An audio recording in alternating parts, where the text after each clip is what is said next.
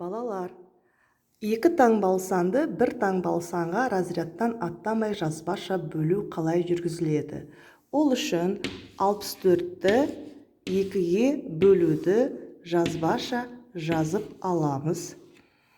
Енді бөлу амалының компоненттерін еске түсірейік. Бөлінгіш, бөлгіш, бөліндінің мәні. Жазбаша бөлу алгоритмі қандай ретпен жүреді? Біз бірінші толымсыз бөлінгішті анықтаймыз.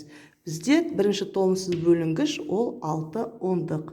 Ендеше толымсыз бөлінгішті анықтағаннан кейін біз бөліндінің мәнінде неше таңбалы сан шығатынын анықтауымыз керек. Бізде бірінші толымсыз бөлінгіш 6 болса, екінші толымсыз бөлінгіш 4. Ендеше бөліндінің мәнінде 2 таңбалы сан шығады. Енді 6-ны 2-ге бөлеміз. Яғни 3 шығады. Енді осы 3-тен берейік.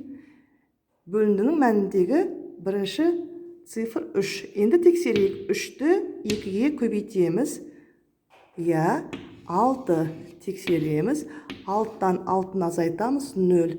0-ді жазбай қоюға болады. Өйткені бізде әлі толық аяқталған жоқ. Енді 4 бірлікті тура 4-тің астына түсіреміз. 4-ті 2-ге бөлеміз. Яғни 4-ті 2-ге бөлсек бізде 2. Ендеше 2-ден беруге болады. Тексерейік. 2-ні 2-ге көбейтеміз. 4 шығады.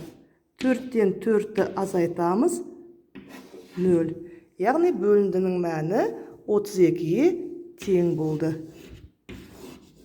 64-ті 2-ге бөлсек 32 шығады.